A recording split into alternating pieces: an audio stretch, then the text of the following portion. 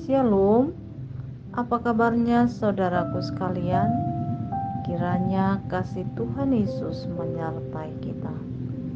Sebelum kita menyambut sapaan firman Tuhan, mari kita saat teduh sejenak.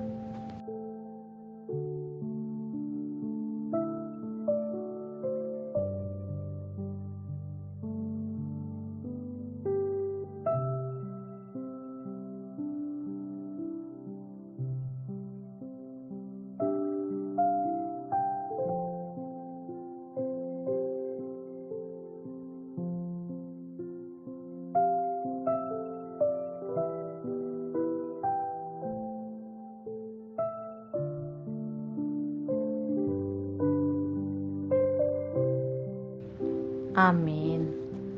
Sapaan firman Tuhan untuk kita hari ini tertulis dalam kitab Mazmur 130 ayat 4. Demikian dikatakan, tetapi padamu ada pengampunan, supaya engkau ditakuti orang. Pengampunan hanya dari Allah.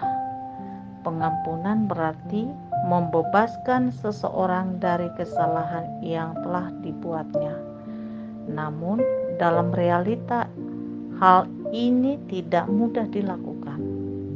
Ada proses yang panjang, ada juga proses yang singkat, tergantung dari besar atau kecilnya kesalahan yang telah dilakukan. Pengampunan membuka kemungkinan untuk hidup tidak menyimpan dendam atau kebencian, dan pengampunan itu dapat membuat setiap orang merasakan kelegaan, dan kelegaan itulah yang diinginkan Tuhan untuk setiap manusia. Secara logis kita akan berpikir bahwa Tuhan akan ditakuti jika ada penghukuman, bukan pengampunan.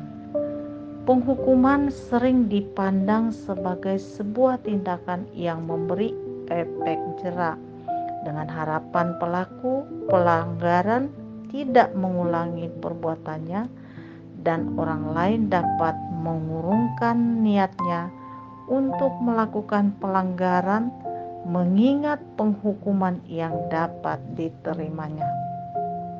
Di sisi lain, orang sering salah berpikir bahwa pengampunan identik dengan kelemahan, kekalahan, dan bermental korban. Sebaliknya, pembalasan dan penghukuman identik dengan kekuatan, kemenangan, dan bermental pemenang. Pernyataan ini memberi konfirmasi bahwa pengampunan ada pada diri Allah yang Maha Kuat. Firman Tuhan berkata, sabarlah kamu seorang terhadap yang lain, dan ampunilah seorang akan yang lain. Apabila yang seorang menaruh dendam terhadap yang lain, sama seperti Tuhan telah mengampuni kamu, kamu perbuatlah juga demikian. Kolose 3 ayat 13. Pengampunan adalah mukjizat anugerah ilahi. Harganya bagi Allah adalah salib Kristus. Sehubungan dengan itu, Joyce Meyer berkata, pengampunan ini bukanlah sebuah perasaan. Itu adalah keputusan yang kita buat, karena kita memberi pengampunan adalah bukti bahwa Anda adalah anak Allah.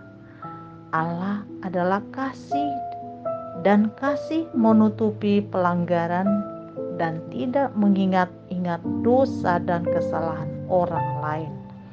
Namun demikian, jangan mengkategorikan orang yang mengampuni sebagai orang lemah. Yesus sang kasih karunia itu lembut, tapi bukan lemah atau lembek.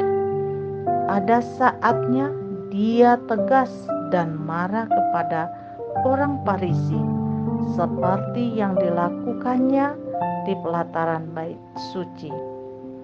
Yesus adalah sang kebenaran yang mengajar, menyatakan kesalahan, memperbaiki kelakuan, dan mendidik orang dalam kebenaran. Ketika kita menerima Sang kebenaran bertahta di dalam kehidupan kita, maka sifat dan perilaku kita akan menjadi lebih baik karena kita dididik dalam kebenaran. Amin. Tuhan Yesus memberkati kita.